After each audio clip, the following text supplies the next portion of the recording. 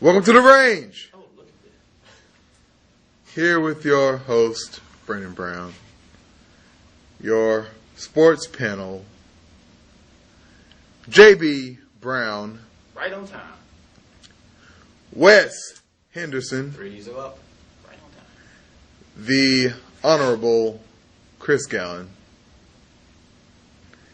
and the one, the only, Cleveland Spears. This segment brought to you by E-Tank. Cheap plug. And to start off today's talk, the Honorable Chris Gallen. Trade rumors are looming in the NBA today. The Rockets are willing to give up Tracy McGrady, my favorite player, to the Knicks.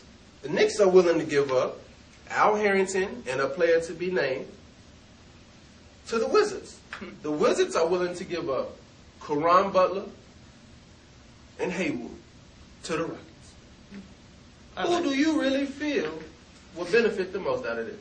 Well, first of all, who benefits the most is the Houston Rockets. They would get 2 players. Okay. Don't get me wrong. The player, they would get 2 players.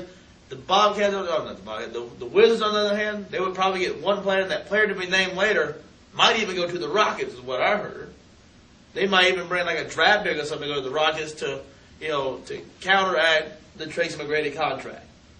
So that might could happen. So the Rockets would, at most get 3 players out of this deal.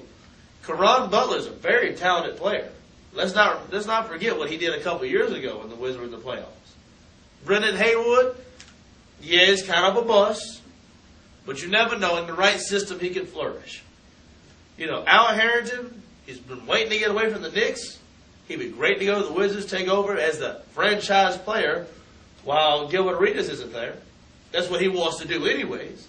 Can't forget about Antoine Jameson, though. Yeah, still there. Right. Yeah, he's still there. But, granted, give it down here. He, has his own shoe.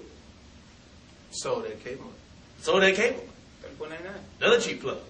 Now, going into this one, you also remember T-Mac going to the Knicks in that new, that new system, that 7 seconds or less system. Him and Nate Robinson together could be some trouble.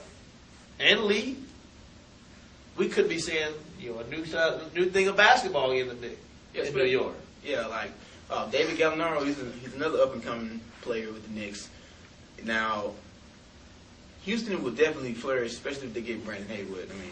Houston needs a big guy. They've been holding their own without Yao Ming all season.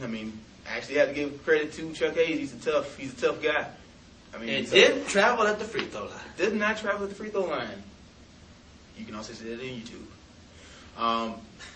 New York, if they happen to get Tracy McGrady, that system is going to be used to perfection. This Nate Robinson, Tracy McGrady, along with David Lee, as Chris said, would have no problem scoring points against other teams. So another fact, like the Wizards with Antoine Jameson and Al Harrington, those two could also be a nice tandem for a little while until Gilbert Arenas gets his stuff together with the legal system. You mean if he gets his stuff together with the legal system? When.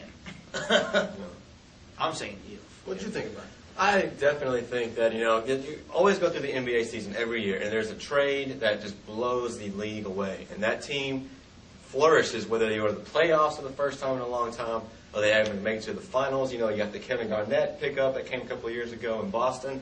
They went to the NBA championship, and that was the key pickup for the NBA team. Now, this trade with the Houston Rockets, I think this is that kind of trade. This is kind of that pickup, because Houston needs someone like someone to replace Chuck Hayes, give them that big inside presence. They've had Scola.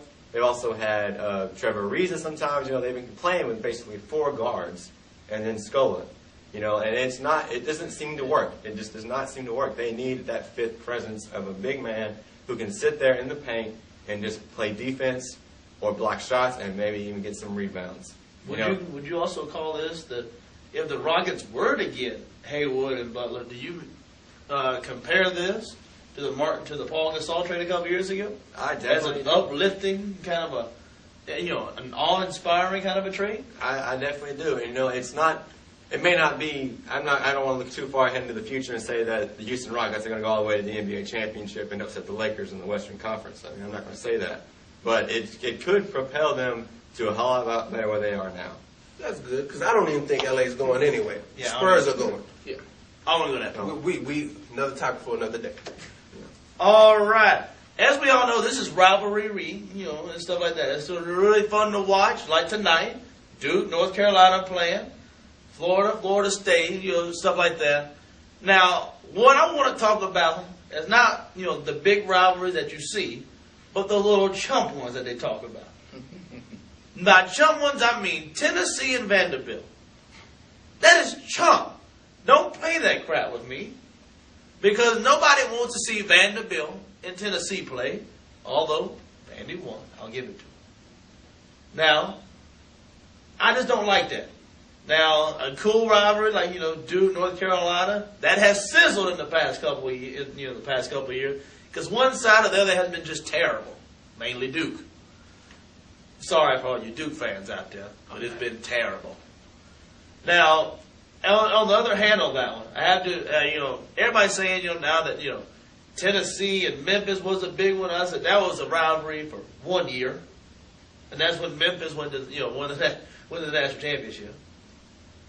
So, Due to technicalities. Yeah. Due to technicalities. I don't think Wait, that exists anymore. that didn't happen. My bad. I didn't mean to say all that. Kansas skimmed themselves. Yeah. Yeah. Now, we said the other day. Now, granted, everybody's saying, Texas and Kansas are rivalries. I don't think so. That's a crazy rivalry to put, at this point in the season. Don't put it during this week. That's really stupid. So, what rivalry do y'all think should not be part of this week? I would have to say it's kind of sizzled since I'll say Georgetown, Providence. Like those used to be like back in the '90s. Like back in the '90s, like Georgetown's always been the name for college basketball, and Providence was up and coming in the '90s. Since of late, like Providence hasn't had that much coming out from that system, other than Ryan Gomes, who's pretty good now. So I would have to go with Providence and Georgetown. I would have to go with me being an SEC guy in basketball and football, because I stick with my true place, unlike others. I would have to say Tennessee and Vanderbilt. Tennessee, Vanderbilt. Oh, I was just saying, not you in I'm particular. going to say, because I got mine. You Big Ten. Yeah, I got my my basketball. Yeah, that's right. Unlike others. I got my Anyway. chum rivalry coming up when y'all heard. Anyway, the only reason why they're trying to make this a rivalry now is because both of them are ranked. Plain and simple. Yeah. That's it. Nothing else needs to be said. Well, coming from the Big 12, for me, especially, I think that it may not be as big as people watching, as fans, like getting fan support, but Texas and Texas A&M in basketball is a big rivalry in my opinion. Because if you look back at when they played a couple of weeks ago, they not just because of how well they played, or just Texas was number one at that time, or Texas A&M was not even ranked, but they still play each other at 125%. They went into overtime in that game. David Sloan and Big Davis down low, they led A&M to a crucial win, or a crucial loss, and it was huge for them. They could have went in there in that game and just like, let's just play. We're not even ranked. Why should we care? But they went and they played 100%.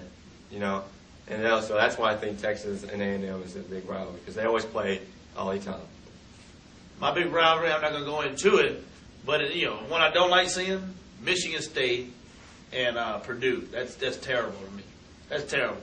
You put Michigan State right there, right now. Forget about it. With more topics, we'll be back here on the range.